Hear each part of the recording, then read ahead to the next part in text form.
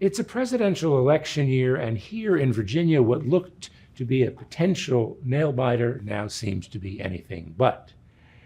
That's because, and some of this is based on anecdotal evidence, some on empirical data, the handoff of the Democratic nomination from Joe Biden to Kamala Harris has Democrats excited, independents considering voting blue, and mainstream never-Trump Republicans believing they actually have a choice. So with Virginia apparently out of reach for Donald Trump and likely to stick with a Democrat for president, as it has since 2008, people are beginning to focus on the main event, the election for governor in 2025. That includes the Republican Lieutenant Governor, Winsome Earle-Sears. She's just declared for the Republican nomination, the first candidate to do so. It's got her supporters all revved up. It's got a lot of others agitated. That includes the fellow Republican Earle-Sears hopes to succeed as governor, Glenn Youngkin, and her possible opponent for the nomination, Attorney General Jason Miyares. Youngkin and Miyares tried to say it nicely in somewhat elliptically worded statements that it being 2024, the focus should be on the presidential and congressional elections, with Republicans doing all they can to return Trump to the White House. Trump may get there, but it's looking like a stretch that he'll do so by winning Virginia. Earle-Sears, if only by deed, is making very clear that she's operating on her own schedule, and the time for choosing a governor begins now.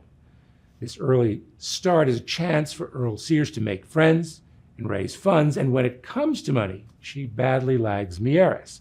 He's got more than $2 million in the bank. Earle-Sears has about a third of that. The call of history is a big factor in the Earle-Sears candidacy. She wants to become the first black female Republican in the country to win a governorship. Earle-Sears would also be the nation's first black Republican governor, regardless of gender, since the years following the Civil War, when PBS Pinchback was briefly governor of Louisiana. History would also shape a Miyares candidacy for governor. He's the first Hispanic elected statewide in Virginia, and he'd be the state's first Hispanic chief executive. But Miyares isn't saying, at least not until after the presidential election, what he's planning for next year. It's not quite crickets out of Miyares' world. It's close, though. And it appears that by delaying an announcement, Miyares may have decided that 2025 hangs entirely on 2024. That's because of what some of us call the Virginia curse. That is, that since 1976, the party that wins the presidency loses the governorship the following year. Translated, if Trump wins a second term, the Democrats will win the governorship behind Abigail Spanberger. If Harris wins, the Republicans will win the governorship behind, well, fill in the blank. Put another way, a Harris victory would be a Miyares cue to declare for governor. Then Earle-Sears and Miyares could slug it out for the nomination. Only once has the curse been disrupted. In 2013, Democrat Terry McAuliffe was elected governor the year following the re-election of a Democratic president, Barack Obama. The curse, by the way, is widely viewed as an early indicator of national sentiment, that the Virginia election for governor is a referendum of sorts on what's going on in Washington. In Spanberger, a retiring three-term congresswoman who's won in competitive districts, the Democrats have their pick for governor. She's spending this year traveling the state, campaigning for the Democrats' national ticket and congressional candidates.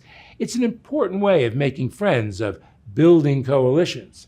And because Spanberger is unopposed for her party's nomination, she's raising a lot of money. So far, more than $7 million. The prospect of a Spanberger-Earle-Sears campaign is intriguing because it ensures that Virginia would do for the first time what's commonplace elsewhere. That is, electing a woman as governor. And more than talking about history, Virginians love to make it. For the Richmond Times-Dispatch, this is Jeff Shapiro.